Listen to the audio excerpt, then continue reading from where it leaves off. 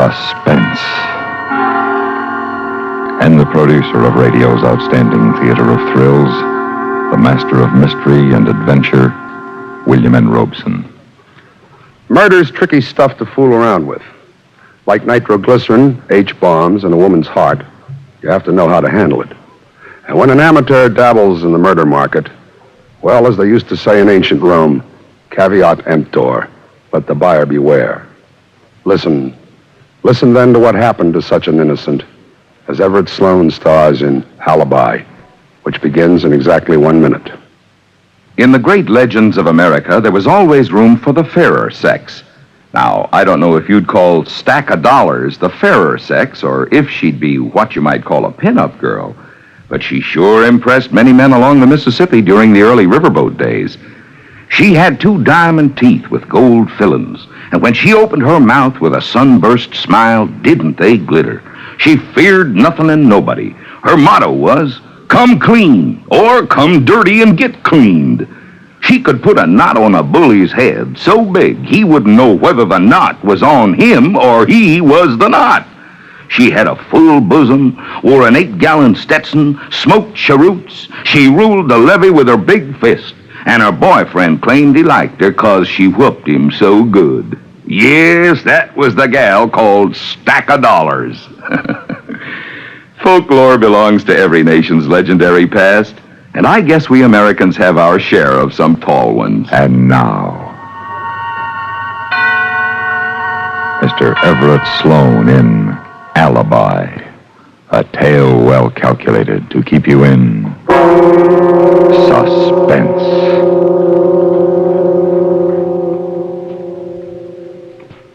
There was nothing to it, really, once I'd made up my mind.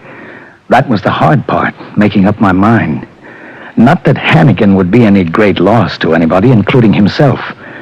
But after all, you don't often go shopping for somebody to bump off your business partner.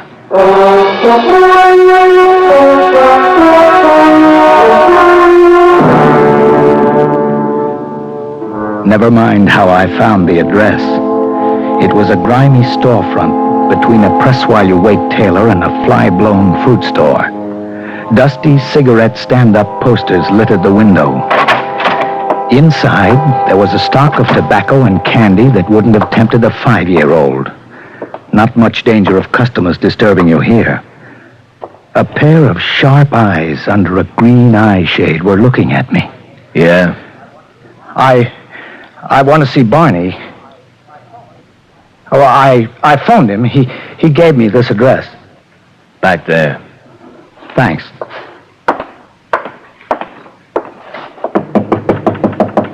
Come in. Are you Barney? So? Well, I phoned you yesterday. My name is... Never mind. You wanted a job done, is that it? Well, yes. Short job or all the way? Short job? You just want to scare the guy? You break his arm or rough him up? No, this has to be all the way. You see, he's my business partner, and... The big chill is $1,000 in advance. 1,000? But I heard... What you heard don't count, mister. Well, I've got 500 here. I'll be able to get the rest easily enough as soon as... As soon as you get your mitts in the till, huh? Oh, no, it's not that way at all. It's just that Hannigan, he put the money in the business, and he watches it like a hawk. He'd slap me in jail in a wink if I... Probably is ready to slap you in jail already, no? How did you know? Not hard to guess. Well, as soon as he checks the books, first of the month. Only Hannigan ain't gonna be around the first of the month, is he? That's right. If you get busy and scare up to the rest of the grand, that is. But there's no time. Tomorrow is the first. So? Oh, no, please, Barney, you've got to trust me. I'll pay you on my word of honor. On your what? Oh, well, you know what I mean. I swear it, Barney. Well, I ought to have my head examined. Oh, thanks. Thank you. I'll take the 5 on account. Yeah, sure. Here. I'll get you the rest tomorrow. Okay. How about the subject? Where do we find him? Well, I don't want anything around the office, you understand? He lives in the Gatesworth. Gatesworth, huh? Better if we could catch him outside. Oh, well, he lives by the clock. Every night at 9, never later than 9:15, he goes to the drugstore across the street for a hot malted milk. Helps put him to sleep. Fine. We can do a car job. What's he look like? I've got a picture here. Good, I'll take it. Now, you'll destroy that, later. I don't think you appreciate it, mister, the favor I'm doing you. This is the first time I ever worked a job without the green stuff in my hands, all of it. Oh, I appreciate it, honestly. And I sure hope I don't have no trouble with you. Oh, no. You can count on me. That's good. I hate trouble. Now we gotta fix you up with an alibi. Me? Sure, you. Who are the cops gonna think of first when your partner gets the blast? Oh.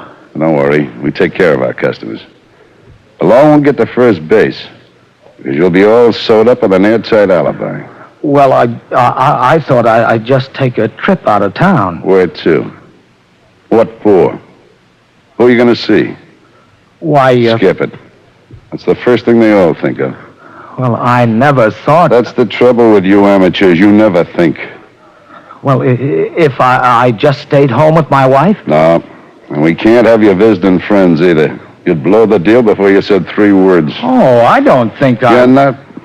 Look, you're paying me to do your thinking, mister.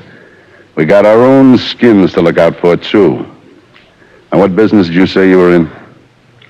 Tea and coffee, wholesale. Ever stop for a drink on your way home? Yeah, sometimes. All right, tell you what we'll do. You know the Pelican?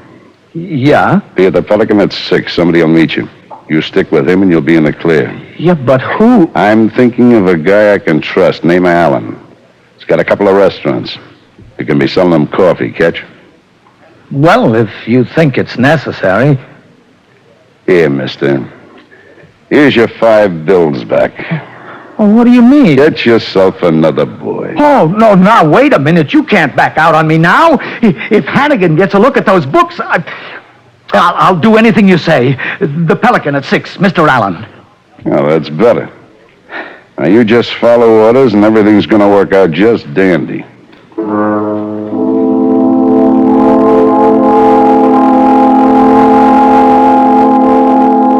I walked out of Barney's with a feeling of elation.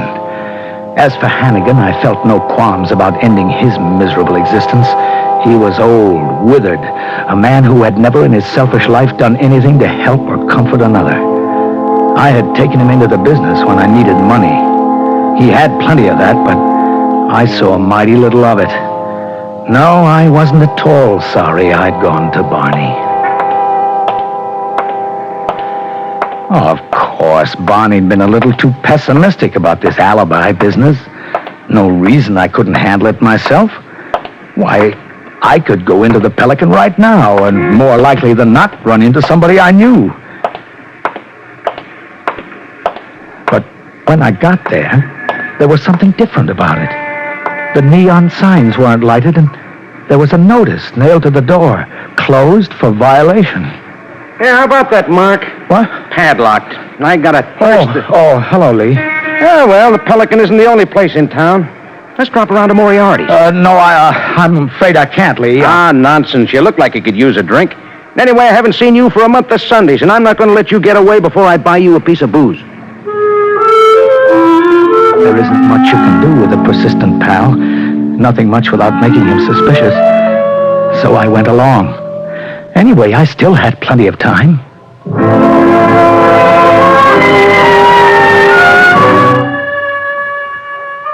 Sure, Barney made it sound hard, building himself up.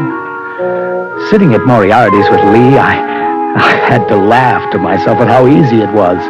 Why, I could take this fellow here, a casual business acquaintance, invite him to dinner, spend the evening with him, and I'd have my alibi. The shock of finding the Pelican closed wore off. The pleasant, inconsequential chit-chat over the smooth martinis was soothing, and then I was jolted. I can't see how you stand it, Mark. Tied to a skinflint like Hannigan just because you need his capital. If it was me, I'd be tempted to bump the old coot off. Hey, what happened, man? Oh, here, let me get my handkerchief. Oh, no, it's not your fault. I've got to go. I just remembered. Appointment.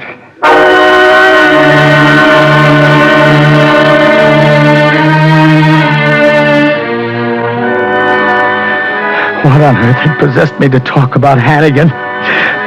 Barney was right. Dead right. I couldn't trust myself to face an evening with anybody I knew. I'd give myself away, sure. I looked at my watch. It was 6:30, and I was supposed to meet Barney's man at 6. I hurried back to the Pelican. It was still dark, of course, and there wasn't anyone waiting around who looked like he might be waiting for me. So I waited and waited, and I got more and more frightened. Something had slipped. I didn't have any alibi going for me. Then I realized I couldn't go through with it. A prison term for embezzlement was one thing, but the chair for murder, I had to get in touch with Barney. There was another bar across the street, the Green Parrot. They'd have a phone. They did, but the booth was occupied. A blousy blonde. Her boyfriend stood by the door, weaving slightly. She don't answer. Well, keep ringing it, Dolly. Keep ringing. I am ringing. Well, we gotta get a girl for lefty. Can't leave good old lefty out of the cold, you Wait know. a minute. I got an idea. Huh? I'll call Helen. She's our honey. Lefty'll love it. Call her. Just a minute. I got a number right here someplace. Look, miss, could I place a call if you don't mind? It's important. Well, you got a nerve. We was here first. Well, it's important, or I wouldn't ask. Go find another phone. But this is the only one around here, please. Come on, be a sport, honey. Let him have it. Let him. All right. But make it snappy, will you? Yes, I will. Thanks. Thanks ever so much.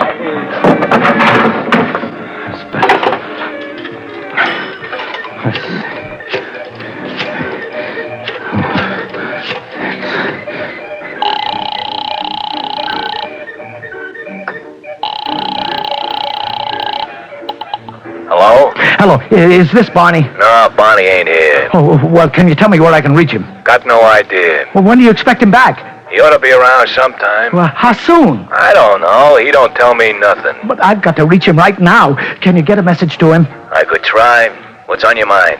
Tell him this is the party he sent to the Pelican at 6 o'clock. Yeah? Yeah, well, the Pelican's padlocked. I've been waiting outside, but the other party didn't show up, the one I was supposed to meet. Where you at now? I'm across the street, the Green Parrot. Look, have Barney call me, will you? Hey, you gonna hog this thing all night, Just a minute, please. Listen, the number is Grant 4937. You give some guys at least they want to Look, take please, your whole I'll lot. be through in a second. Have you got that? Grant 4937. Yeah, I got it. I'll tell him when he Now, comes look, in. brother. Okay, I'm finished. Well, Thanks that's very much. About time. Okay, honey, now what's that number you have? Look, you see. I took a seat at the bar where I could keep one eye on the padlocked door of the Pelican across the street and the other on the phone booth, and then I started sweating it out. I didn't need the silly cuckoo clock over the bar to tell me the passing of the minutes. Until suddenly I came to myself. 7 o'clock, and that confounded couple was still at the phone booth. I never saw anything like it. Huh? Helen, Marie, Janet, Ethel, Dorothy. Well, Deacon, they can't all have dates. Try another one. Let's see. Oh, here's a girl. Lefty'll be crazy about her. Look, miss, before you make that call... Oh, it's nosy again. Listen, I'm waiting for a very important call. Won't you please stay off the line for a few minutes? Come on, Spud, get on No, the but line. this is vital. It's a matter of life and death. Ooh, how dramatic. No, I mean it. Who writes your material, Bud? Go ahead, Golly. Go ahead. Don't pay attention to this schmo. We gotta get Lefty fixed Look, up. miss, please, you've got to get off that phone. Listen, Buster, fun's fun, but you watch out how you talk to my girl. I don't care. You don't care, huh? Well, now you listen to me. No, you listen to me. Tough guy, Hal. Hey, Dolly! Dolly, look what he's doing. Dolly, help me. It couldn't have lasted very long, but by the time they pulled the drunk off of me, somebody had yelled copper, and there was a big policeman filling the door. Okay. Now what gives here? Yes, he did it. No, I he didn't. started to beat up on her. No, please, officer, All right, break it up. Now back, folks. Come on. Now, which one started this? No, I didn't. I didn't do anything. That's enough. That's enough. I better take the both of you. No, but officer, please, Hey, wait a minute. That's my call. That's the call I've been waiting for. Come along, will you? Don't give me any trouble. No, but I must answer that phone. I've got to come along quietly, or do you want to sample the end of this nightstick? No, but you can't do this. Oh, I can't I? Please. Now, what do you think of this? Wait. Now, move, both of you. Look at that. What? Handcuffs. No. Wait. Oh, brother, you pack a pretty good punch. Oh, might as well be pretty good boys. Oh, Harry, they're taking you away. Don't you worry, honey. Don't worry. You'll be out in the morning. No, please. Let me answer that phone. I said move.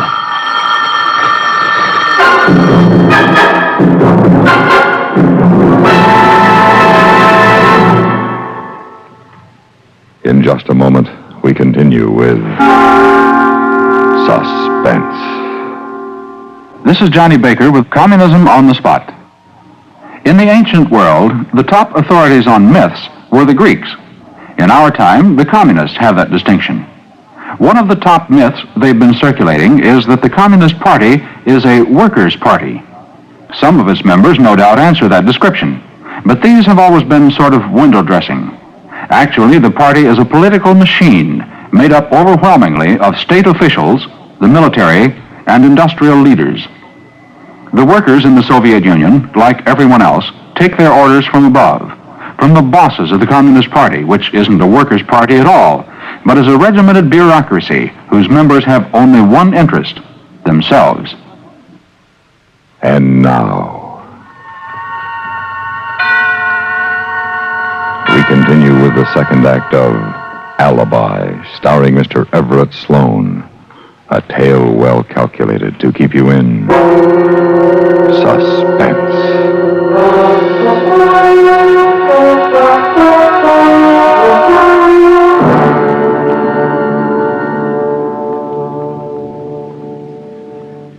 The phone kept ringing in my ears. The phone with Barney on the other end. Barney and salvation. And here I was in the squad car, speeding toward the police station, handcuffed to a stupid drunk. Oh, well, was a good fight while it lasted, wasn't it, fella? Now, listen, I'll tell you the truth. I'm just as happy to get away from that pig. I figured I'd palm her off on Lefty and get me another girl. Shut up, will you? Oh, no, don't be like that. Don't be like that. You worried about the little woman, maybe? No. Come to think of it, the only time my old lady ever believed me when I stayed out all night, I was in jail. She could check up on that. Wonderful alibi, jail. Alibi? Oh, the very best. Take it from me.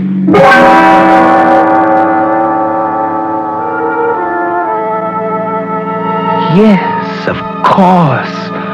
What a fool I was. I didn't need Barney now. Sure, it wasn't the most delightful way to spend the night in the drunk tank, but there'd be no question. It was perfect. Barney could go ahead and kill Hannigan now, and I could relax. The police car slowed down and pulled up to the curb.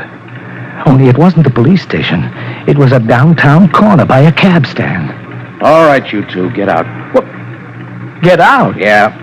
You two promised to quit acting like a couple of college kids. You can hop into a cab and go home. Officer? You're an officer or a gentleman? Yeah. I don't see any reason why the city should put you up for the night. There. The cuffs are off. Now go on. Go straight home, you hear? Sure, pal, sure. No, but officer, Now what? well, I want to go to jail. Oh, don't be a chump. You what? I want to go to jail. Why? Well, I can't exactly say. You'd better exactly say. I'm giving you a break. Yes, I know, only what? just don't turn me loose. Okay, buddy, I won't. Let you get going. Oh, yes, sir. So long, chump.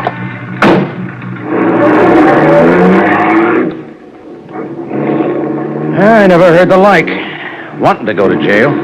Yeah, sounds funny, I guess. Sure does. Sergeant will be interested in it, and the lieutenant. They'll want to ask you a lot of questions, mister.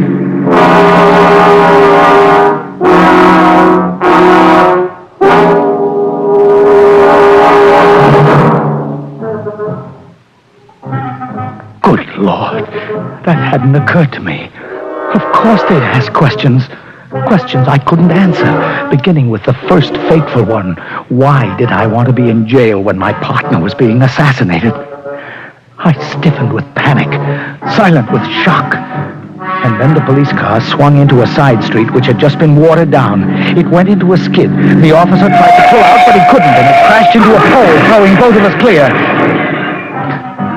He was out cold, and I seemed to be all in one piece. I had to get away from there now. I had to get to Barney and call off the killing. Too many people would ask much too many questions. I lammed out of there fast and ran 3 blocks until I found a drugstore with a phone.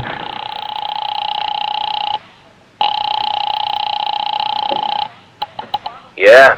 Is Barney there? No, he ain't. Oh, I thought he was. Well, he ain't. Listen, I called before. I left a message for Barney. You remember? Yeah, I give it to him. Well, then he has been calling me. Where from? Now, how should I know? He don't tell me where he goes. Oh, but I... Now, listen, I give Barney the number. What more do you want? I guess nothing.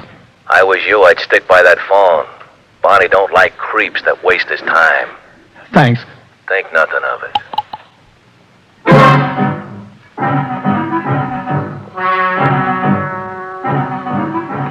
Well, that was that.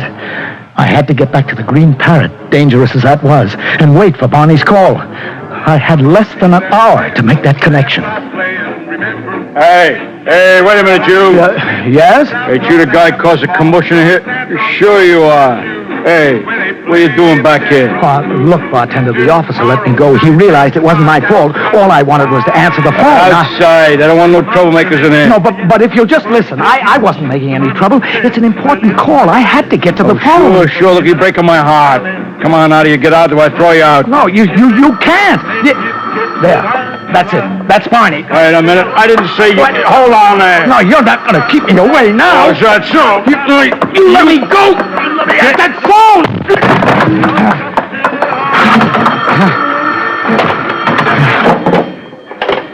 Hello, Barney. Barney? Say, where you been keeping yourself anyway? Never mind that now, Barney. Alan, the man you told me to be, he never came. What do I do, Barney? Yeah, I know. There was a little change of plan, but don't you worry. Hey, okay, get away from the phone. No, What's going on there? it's nothing. Listen, Barney, that's not the point. I want to call it off. Call it off. Yes, you can keep the money. I can't go through with it. You can't go through it. No. That's a laugh. Well, tell me what to do, Barney. Tell me what to do.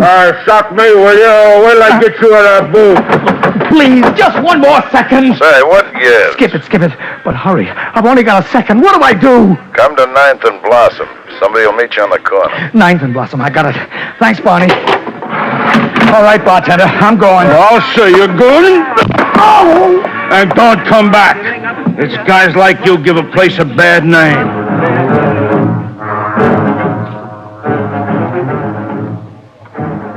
I hit the sidewalk with a jar that shook my spine. And then a pair of solicitous hands helped me to my feet. It was Harry, the drunk I'd been handcuffed to. Oh, gee, pal, you shouldn't have tried to go back in there. I told you that barkeeper was tough.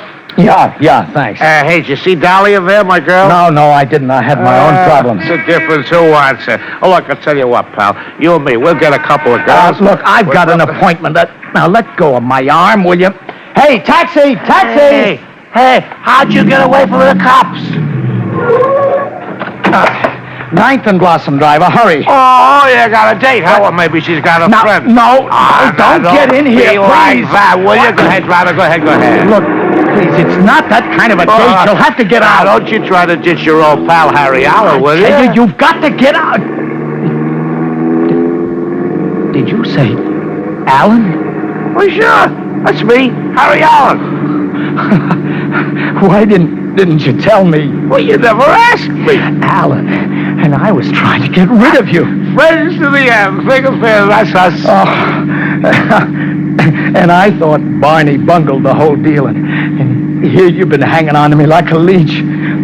I might have known he'd handle this in his own way. Say, don't you think we ought to be someplace where more people can see us? Huh? What for? Well, it's nearly 9 o'clock, the time I need the alibi, when Barney is killing my partner. Alibi? Kill? You're Alan. You said so. Well, yeah. You're in the restaurant business. Me? You're not in the restaurant business. Barney didn't send you. I don't know, Bonnie. I don't know what you're talking about, but... hey, wait a minute. Maybe I do know what you're talking about. So that's why you wanted to go to jail. Please, stop! No, wait a minute. No, let me out. No, you don't. Come back here.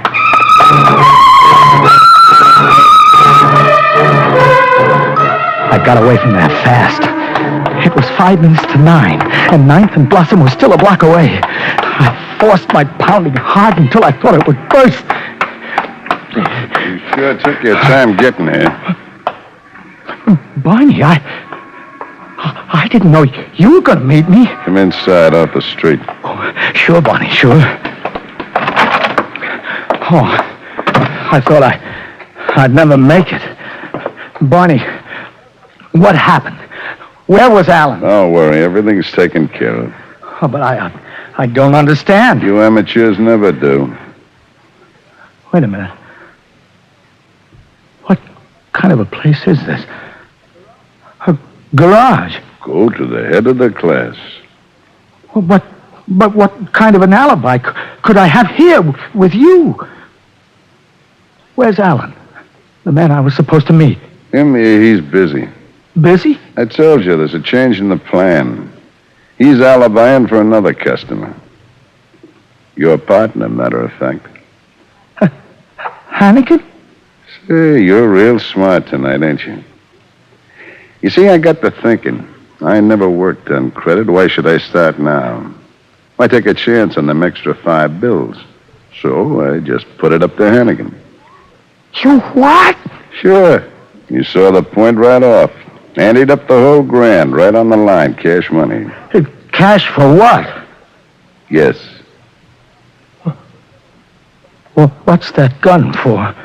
What do you think? Oh, no. Hannigan wouldn't do that. Not to me. Why not? You was gonna do it to him? No. That's him, officer. He's the guy. All right, Barney. Hold out your hands. You won't get out of this one. Oh, officer. You saved my life. You saw. You heard what he was going to do. We heard everything, buddy. Everything. You two make a nice pair of cellmates. Amateurs.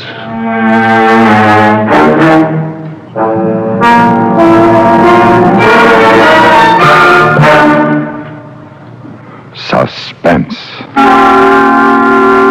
in which Mr. Everett Sloane starred in Alibi, written by Lawrence Goldman. Listen again next week, when we return with another tale well calculated to keep you in suspense.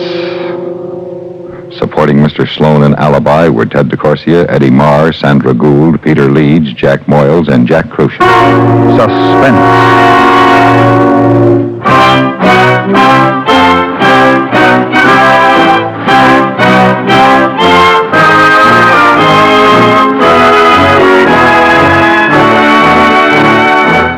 Suspense has been brought to you through the worldwide facilities of the United States Armed Forces Radio and Television Service.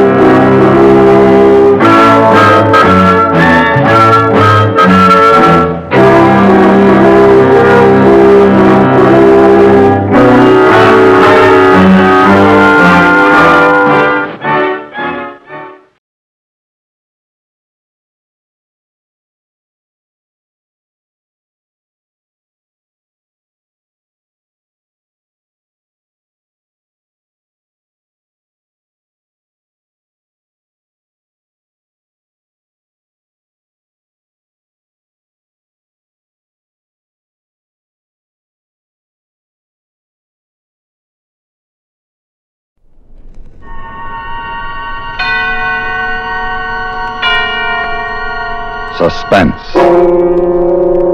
And the producer of radio's outstanding theater of thrills, the master of mystery and adventure, William N. Robeson. In these uncertain and changing times, it is reassuring to know that some things can be counted on, such as death, taxation, tomorrow's sunrise, and suspense. Which is a devious way of remarking that with this broadcast, radio's outstanding theater of thrills begins its 17th year on the air. We are proud to be one of the oldest programs in radio, and we are most keenly aware that this anniversary would not have been attained without the loyal and continuing interest of you who are listening to these words. Thank you. Thank you very much. And now to our story. It concerns sports cars and one of the most grueling tests of driving skill in the world, the Rallye des Alpes, which is run every year across the mountains of France, Switzerland, and Italy. Listen then as Miss Marcia Hunt stars in The Last Kilometer, which begins in just a moment. What makes a person a hero? That's a difficult question to answer, for heroes can come from widely differing backgrounds, and there have been heroes in our armed forces who perform their acts of heroism in non-combat situations. To recognize these achievements and to do honor to her brave men, the Navy has authorized the awarding of the Navy and Marine Corps Medal. This decoration is given to anyone serving in the U.S. Navy, Marine Corps, or Naval Reserve who distinguishes himself or herself by heroism not involving actual conflict with an enemy. Authorized in August of 1942, the Navy and Marine Corps Medal is one of our country's newer major decorations and applies to activities after December 6, 1941. It is comparable to the Army Soldier's Medal and is given in tribute to distinguished devotion Navy and Marine Corps personnel bring to their tour of duty. The Navy and Marine Corps Medal stands as a symbol of recognition from a grateful nation. And now, The Last Kilometer, starring Marcia Hunt. A tale well calculated to keep you in suspense.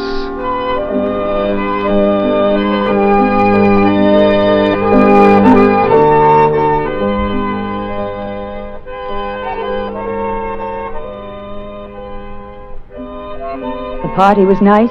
The champagne was lovely. Renee's family was sweet. But something was wrong.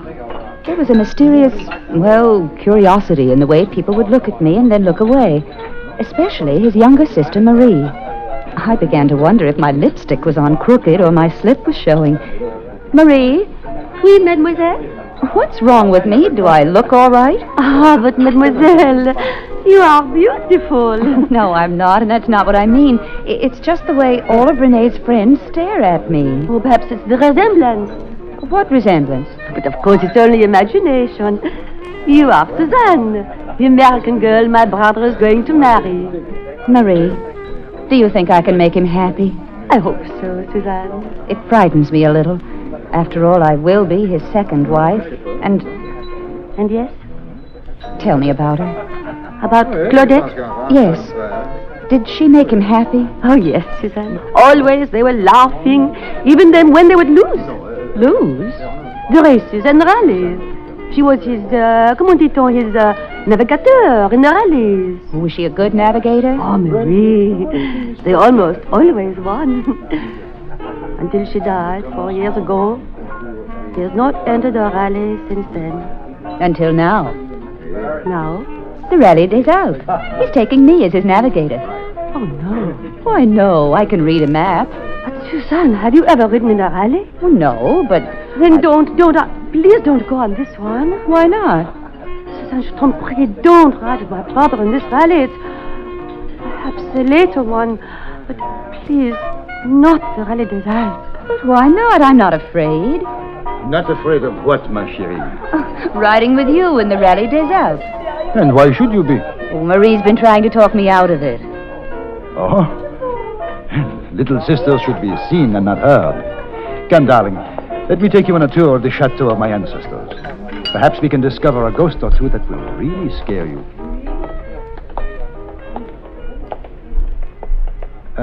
What was Marie saying about the Rallye des Alpes? Nothing, except she begged me not to go. She begged you. And of what else did you speak? I asked her about your first wife. And what did my little sister say about Claudette? Only that you were very much in love. How did she die, Renee? In an accident. Eh bien, now, this is my room since I was a little boy. What sort of an accident did Claudette die in, Renee? Susan, I do not care to discuss it. Do you still love her? She is dead. I love you. Now I shall show you the gardens. I say, Renee. Eh?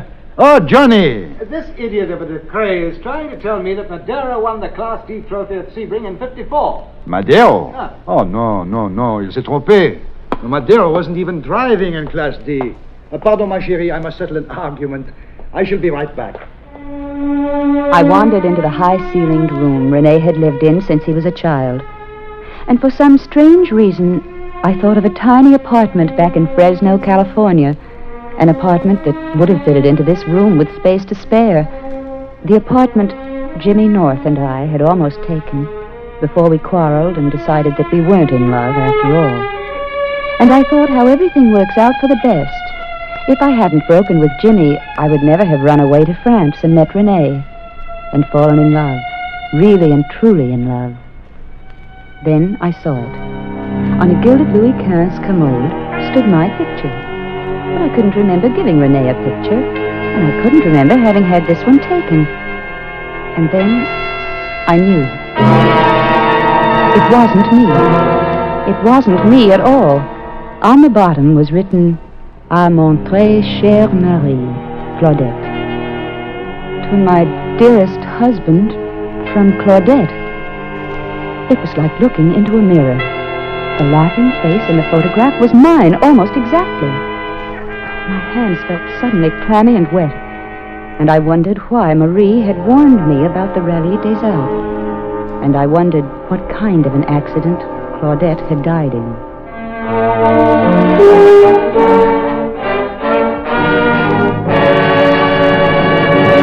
In a moment, we continue with the second act of Suspense. Another visit with Joe and Daphne Forsythe.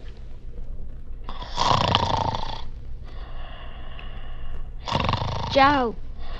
Joe. Joe. Yeah, I'm up. Now forget breakfast, I'll shave at work. Joe, it's not time to go to work. Then why'd you wake me up? You were snoring. How about that? You were snoring loud. Oh, really? I just wanted to quiet you. I thought I was quiet. You sounded like a buzzsaw going through a pine knot. Pretty good. I wish I could be with you at 2:30 in the morning. You can go back to sleep now. Oh, gee, thanks. You can get a good night's sleep, too. Our savings bonds will protect us. Huh? They protect us. The money we invest is used to protect our country and its freedoms. Why, all around us we can see the safeguards that our bonds have paid for. How about that? So you see, when you buy that savings bond with every paycheck, you're really investing in a secure night's sleep. Not in this house, I'm not. What? Good night, Daphne. Good night, Joe. And now, starring Miss Marcia Hunt, Act 2 of The Last Kilometer.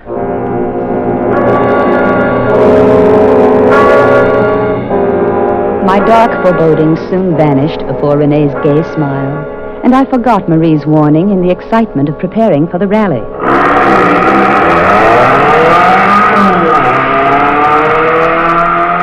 At last, on a bright, clear morning, we were in the Parc Fermé in Marseille, from which, one by one, a minute apart, the cars roared off on one of Europe's most difficult tests of driving skill.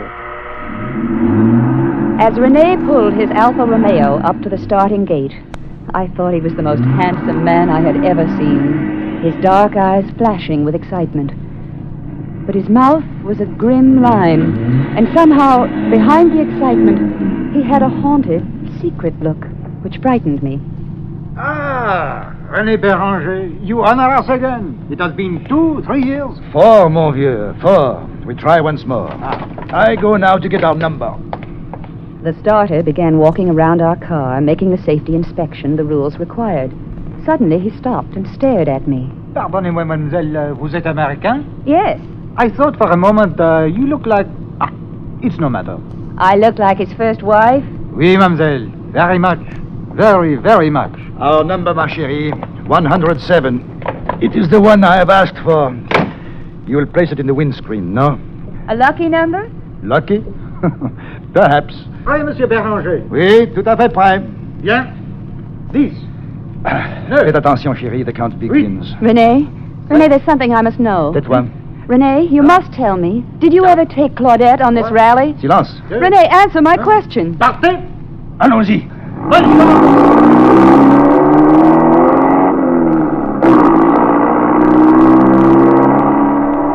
Now there was no time to think, to wonder, to ask questions, or to enjoy the scenery.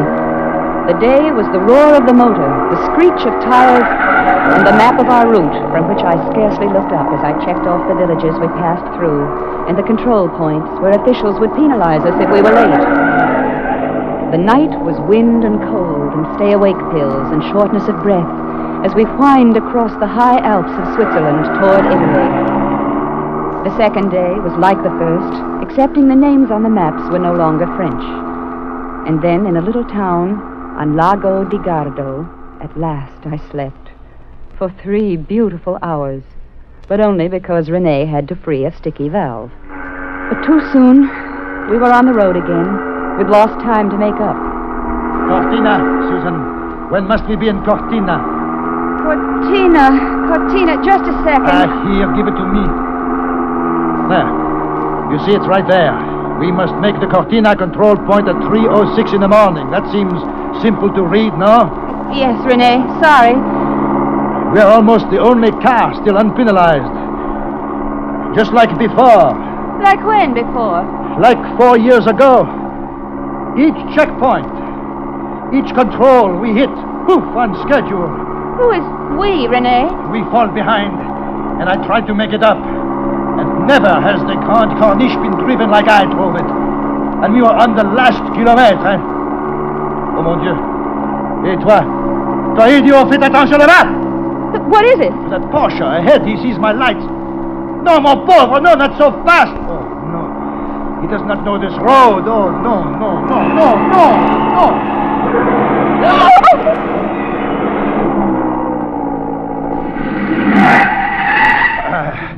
Stay here, Susan. No, I'll go too. Stay and stop at the next car. Send him back for an ambulance. I stayed and flagged down the next speeding car. And finally, an ambulance came. They struggled up the cliff with 2 sheeted forms on litters. And Renee climbed back into the car. C'est le sport. They were dead.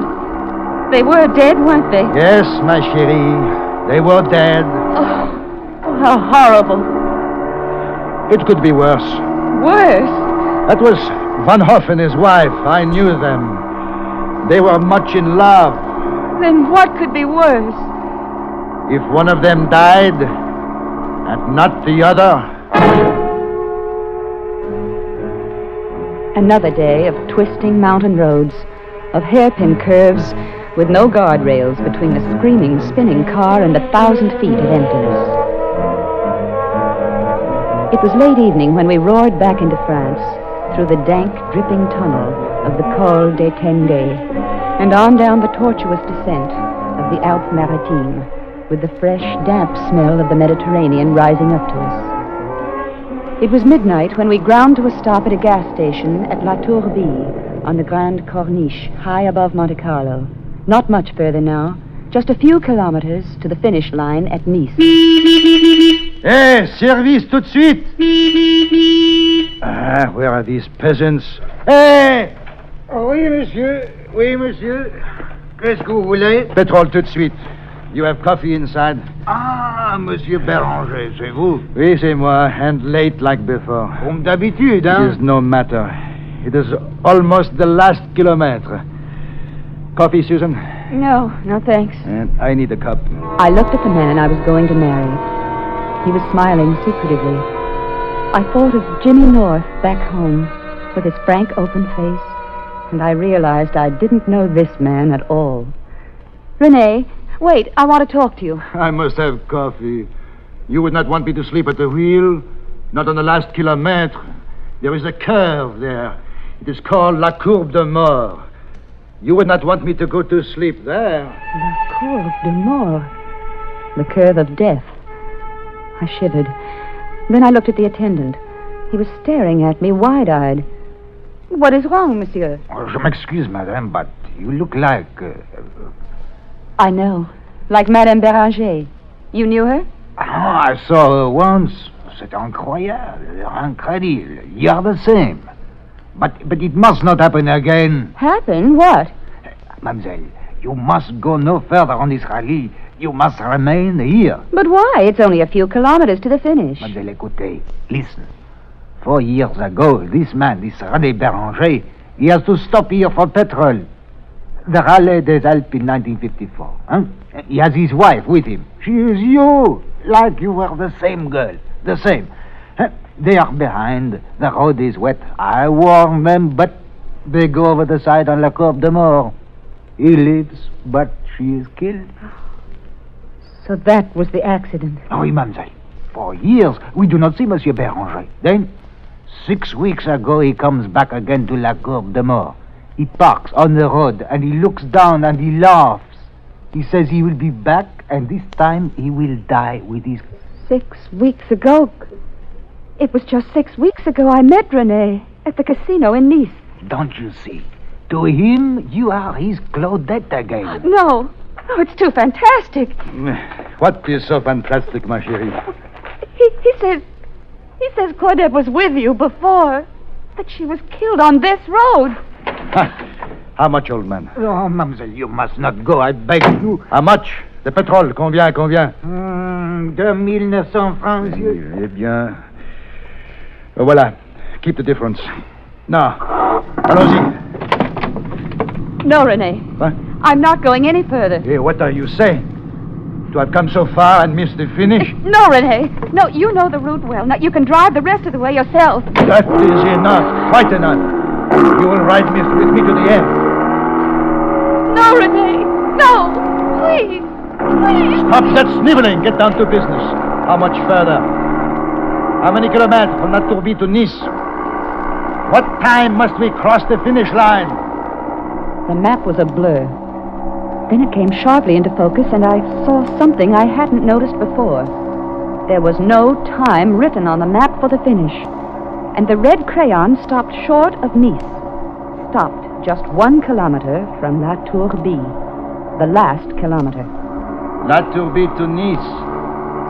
How far? I ask how far? It looks like 18 kilometers. Merci. Merci, Claudette.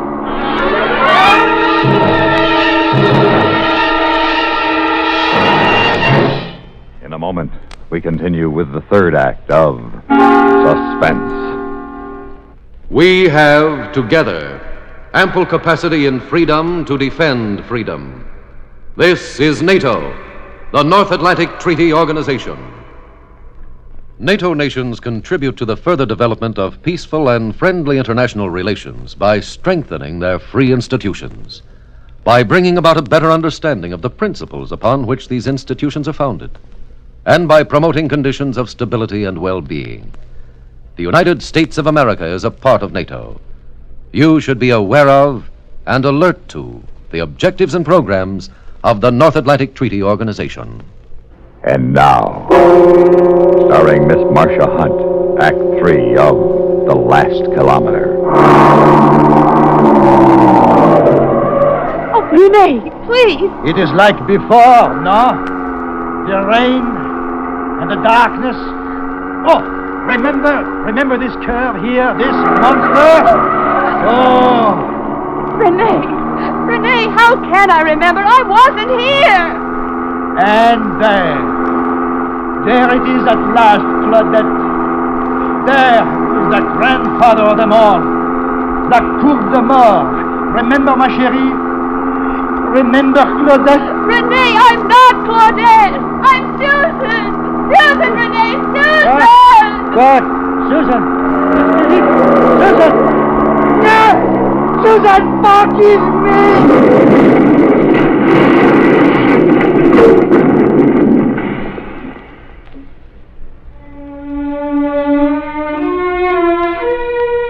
old man from the gas station found me, 100 yards from the car, wandering in a daze.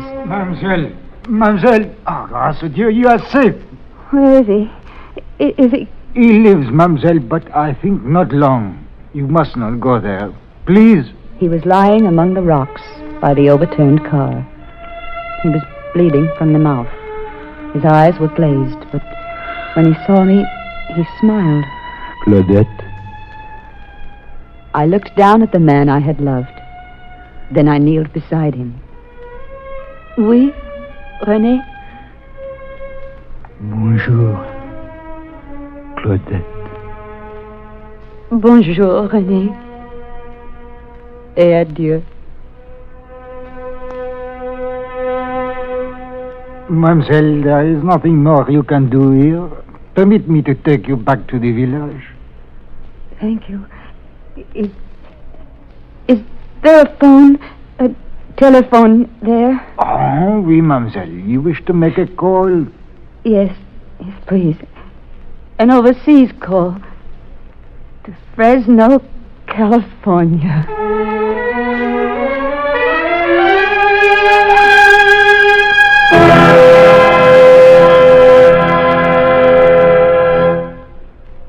Suspense, in which Marcia Hunt starred in William N. Robson's production of The Last Kilometer by Michael Frost.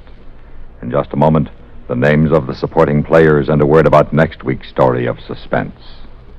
If someone were to accuse you of being a firebug, you'd probably be pretty indignant. But the fact is, you may be a firebug unless you're unusually careful. For example, how often do you ride along the highway in your car and thoughtlessly toss a lighted cigarette butt out the window? Most of the time, it may not do any damage, but you're taking the chance because a gust of wind may carry that butt into a clump of dry grass and start a disastrous brush or forest fire. So from now on, please use the ashtray inside the car. Of course, when you're out in the woods for a walk or a picnic, be especially careful with fire. Break all matches in two before throwing them away. Make sure that ashes from all smokes, cigarettes, cigars, and pipes are all the way out before you leave them. The same goes for campfires, which should be drowned and stirred not once but twice. Don't run the risk of losing acres of forest land so valuable for timber, water, and soil conservation and for recreation areas. Be careful with fire.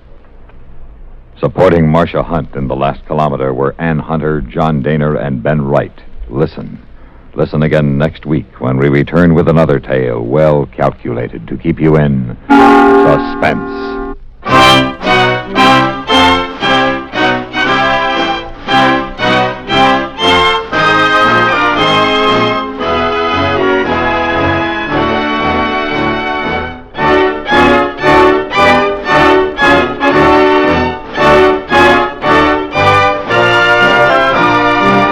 This is the United States Armed Forces Radio and Television Service.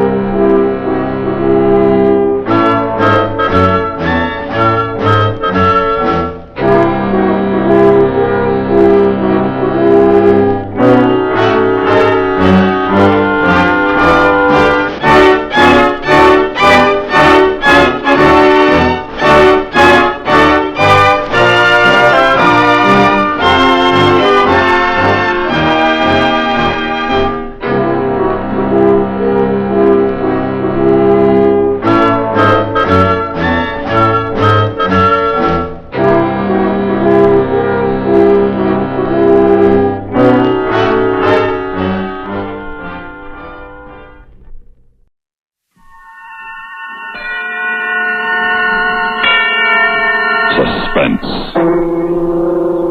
And the producer of radio's outstanding theater of thrills, the master of mystery and adventure, William N. Robson. It is said, revenge is sweet. But is it? Can the eye of your enemy restore your sight? Or his tooth chew your daily bread? Or his life resurrect your beloved dead? Such questions do tonight's story raise, not forgetting the while to keep you in suspense. Think about them as you listen, and listen well, as Myron McCormick stars in Madman of Manhattan, which begins in just a moment. Welcome, William Bendix. Nobody can act up to par with a nasty cold. I check my cold distress the fast way, with 4-way cold tablets. Yes, tests of 4 leading cold tablets proved 4-way fastest acting of all. Amazing 4-way starts in minutes to relieve aches, pains, headache, reduce fever, calm upset stomach, also overcomes irregularity. 4-way's the fast way to relieve those cold miseries. Then you feel better quickly. 4-way cold tablets, only 29 and 59 cents. Here's a word about another fine product of Grove Laboratories. Had dandruff for years? Now get rid of it in 3 minutes with Fitch Dandruff Remover Shampoo. 3 minutes with Fitch regularly is guaranteed to keep unsightly dandruff away forever. Apply Fitch before wetting hair. Rub in 1 minute. Add water. Lather 1 minute. Then rinse 1 minute. Every trace of dandruff goes down the drain. 3 minutes with Fitch, embarrassing dandruff's gone. Fitch can also leave hair up to 35% brighter. Get Fitch Dandruff Remover Shampoo today. And now, Madman of Manhattan, starring Mr. Myron McCormick. A tale well calculated to keep you in suspense.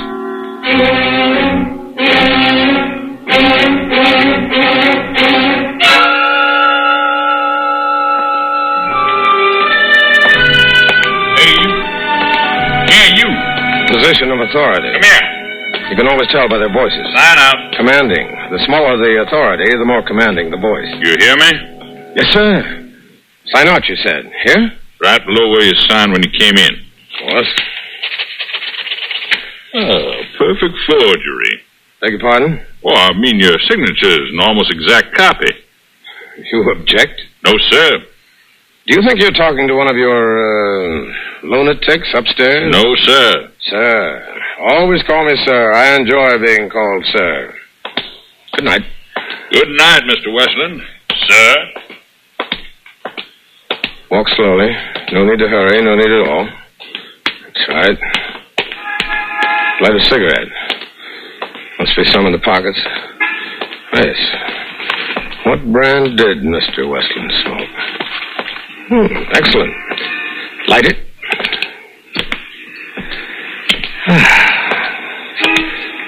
No need to run.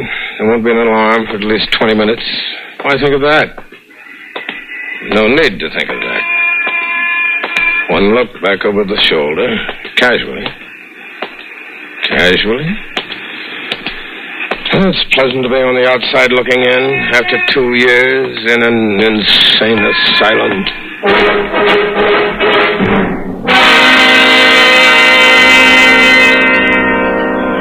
And now what do you have? This is a restaurant. Are you kidding? And you're a waitress. Lovely waitress. Look, do you or don't you want something to eat? I'd much rather look at you. Look, mister. I'm going to take you out of all this. Oh, sure. Furs, diamonds warm against your skin. Hey, let go my hand. Your name is Fay. I see it embroidered on your uniform. Fay. Mm-hmm. Now, Fay, listen to me. The manager's looking over here. I'll tell you something you can tell to your children. To your children's children and their children's children's children. Oh, a comedian. Now, listen, this will be the biggest thrill of your life. I just escaped from Bellevue. What? I'm Lacey Abbott. Been in the psychopathic ward in Bellevue for 2 years. You don't say. Nicholas Westland, my lawyer, came to see me. When we were alone, I strangled him to death. Yes. I changed clothes with him, signed his name on my way out. It'll be in the papers. Yeah, I'll remember to read about it. I had a wife once. Kate. They say I killed her. So I must have killed her. Sure, you killed her. No, I didn't. Martin Avery killed her. Sure, Martin Avery killed her. And now, what are you going to have? Martin Avery. That's what I'm going to have.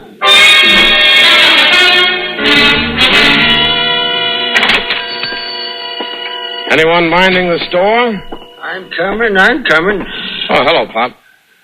Well, what do you want? Got something you want to hawk? Don't bother me with it. Everybody's selling. Nobody's buying. You got me wrong, Pop. I'm a buyer. I want to buy a .45 automatic. Got a permit? No. You from the police? Nope. Got any identification? Yeah? Lawyer, huh? That's right.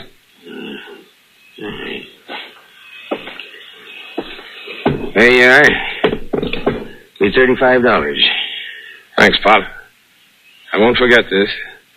Neither will, a friend of mine.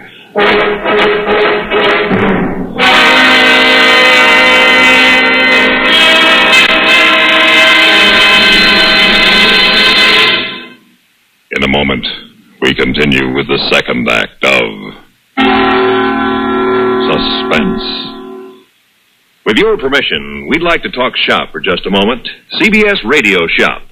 Recently, one of the foremost publications in the broadcasting field polled 465 critics and editors the question, which radio network programs do you rate tops?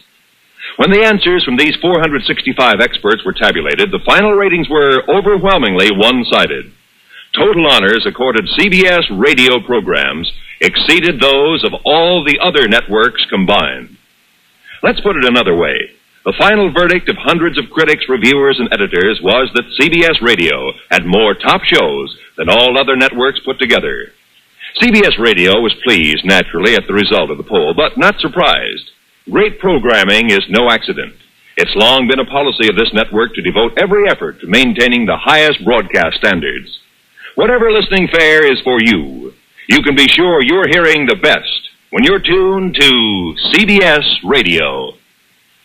And now, starring Mr. Myron McCormick, Act 2 of Madman of Manhattan.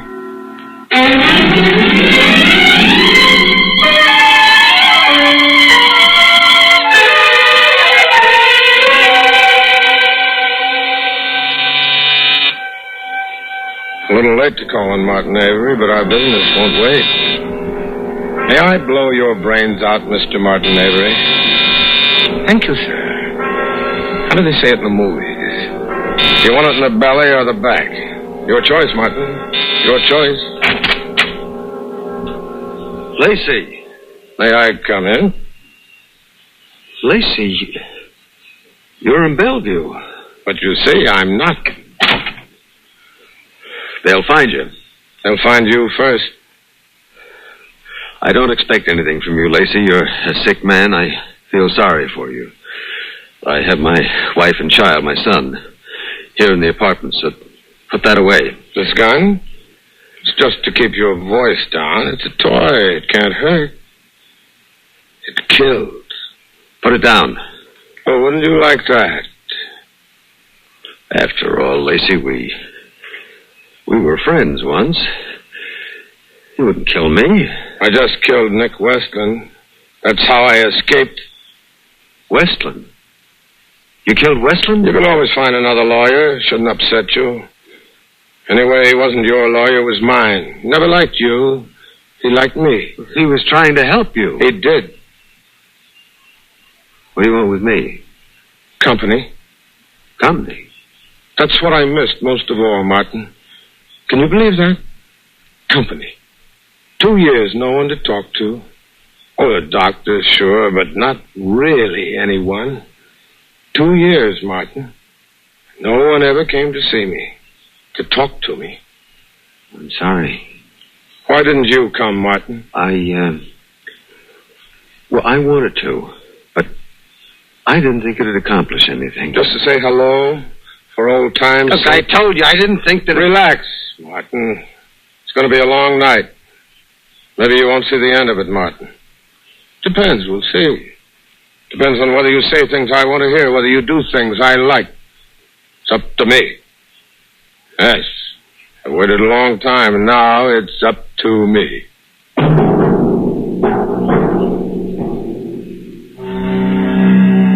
Look at him. Look at Martin Avery.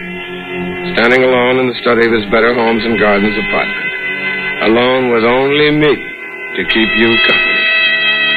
Yes, everything must be going exceptionally well for you. Everything must have paid off for you. But I notice as I move about the study, turning off the lamps, that there's a trace of perspiration on your forehead. Does it affect you? Just a little? Being alone with a madman and a gun at night? What's taking place behind the steady eyes, Martin? You're thinking? That would be fatal. That was my mistake, thinking too much. Watch me, Martin. That's right. Never take your eyes from me. I want you to keep watching me, for then you can't help but think about it. What did you say? I want you to think about it. Think about what? Whatever comes into your mind as you watch me. The police will come here looking for you, Lacey. Police? You know that. Why should the police want me? Well, you killed a man. Yes, but you killed a woman. Now, Lacey, I can help you. I'll get you some of my clothes. Call a cab, get you to a small hotel somewhere where they won't recognize you or care if they do. Now, don't talk to me like that. Everybody talks to me like that. You just come along with me. We know best. Lacey, it's just a matter of time. Remember, Martin, I'm crazy. I'm not responsible for what I do. You're as responsible as anyone. You know what you did when you killed Westland.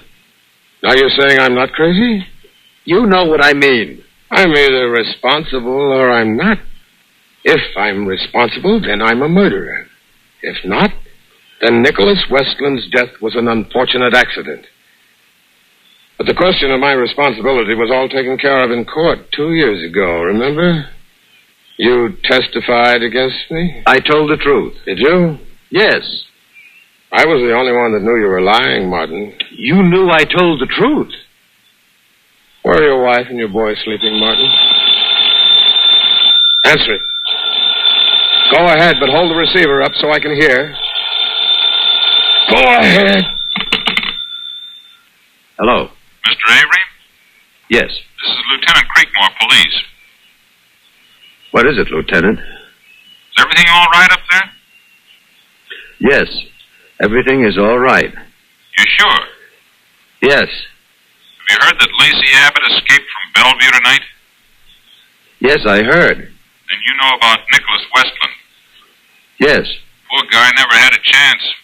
We thought Abbott was getting better, but... Yes. It's too bad. The reason I called you know how Abbott feels about you. He may try to get you. You think so? He might try, but you don't have to worry, Mr. Avery. I have 4 of my best men covering the front and rear entrances to your apartment house. Well, if he shows up, we'll get him. Good night. Aren't we fortunate in having such a solicitous police force? Look, Lacey, let me get you out of here. You go down to the second floor landing, and I'll call the men up from downstairs and tell them you're up here. See, that'll give you a chance to get out. You didn't answer my question, Martin. Where are your wife and son sleeping? In the back bedroom. Through that door and? Straight back. Down the hall. And the nursery? Look, why do you... The nursery. Just half of the bedroom. Does she have black hair? Like Kate? No. She's brown hair. It's almost blonde. How old's your boy? A year and 6 months. Yes, I remember. Someone told me you were married while the trial, my trial, was in progress. Yeah, that's right. 1 year for the trial, 2 years in the insane asylum. I wish there was something that... Oh, there is. All right, what? Just tell me. Why did you kill my wife? Tell me. Don't be quiet. You'll wake them. Let me tell you a little story, Martin, a fantasy, a bedtime story. Listen to me. Once upon a time, there were 2 men who went into business together. Things went pretty well. The business prospered and things looked pretty good. Everything was 50-50. Each partner had 50% of the stock in the company. That's fair enough. Then along came a big bad menace, a corporation that wanted to buy them out at a nice round fat figure. One partner wants to sell, the other partner no. The partner that said no had a wife. Let's call her Kate. And it seems his stock was negotiable in Kate's name as well as his own. If you'd only... Shut up. The partner that wants to sell, that's you, pulls a fast one while I'm out of town and gets Kate to sign away everything. But before I got back, she saw what you were doing. And right there, was where she disappeared. No. And I wonder who it was that saw to it. I wonder who it was that killed her. You're still out of your mind. It's just a fantasy, Martin. A fantasy that with your few well-chosen words at the inquest started them looking at me. Wondering about me, wondering why I was away. What I'd done with the body. Lacey. Such nicely chosen words. Such as, I'd noticed he hadn't been himself lately, but I just thought it was overworked. Look, you've got to listen. Thanks, partner. I do thank you, and I stand ready to repay you, Martin. Where's her body? I don't know. Martin. Look, it was never proven she was dead. Let's say it was taken for granted. Give me the gun. Advanced psychology. You must have been studying. Give me the gun. Response to the command, isn't that the way it goes? Response to the command sometimes works the impossible. The subject will sometimes obey your command against his better judgment. Give it to me. No, Martin. Give it. No, you can do better than that. Come on, more noise, more, come on. Someone might come in and see. That's better. I knew you were going to jump me. You know I could have killed you. Why didn't you? You haven't told me what I've got to know. What would you do if I walked over to that door and just walked out? First, I'd shoot you in the shoulder. Or the leg. And maybe the other shoulder. I don't want you dead. Not yet. Look, Lacey, I never harmed you. I swear that. I swear it. Tell me, where is Kate's body? I don't know. Tell me. I can't. Through the door and down the hall. No. Just off the bedroom? No, not the boys. Lacey! Tell me! No, I can't. Lacey! Don't lock me in. Come back. Come back! Lacey, you can't. Hand! Get Johnny! Lock your door! Hand! No! No! Hand! Johnny! No! I'll tell! I'll tell! I'll tell! I'll tell! I'll tell!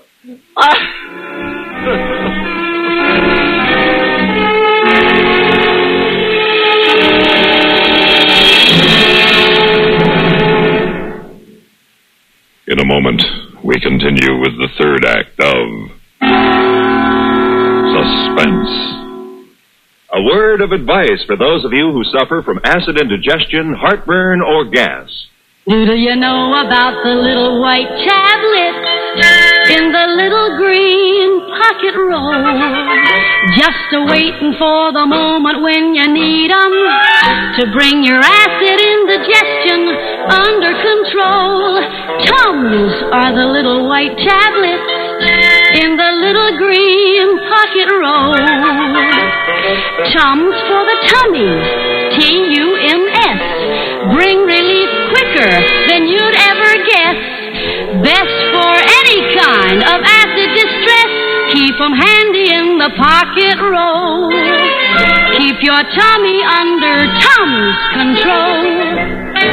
The modern Tums formula has never been surpassed for effectiveness. Always carry Tums, 10 cents.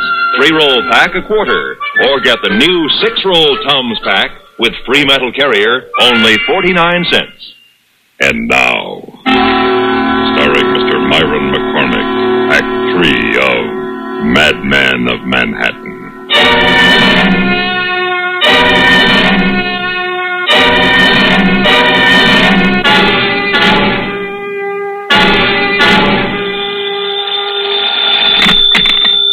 Nicholas Westland speaking. Yes, I know, sir. I'm glad you had the faith to play along with. Yeah, I know. It was pretty extreme. Here, I'll let you talk to Lieutenant Creekmore. Hello, Commissioner.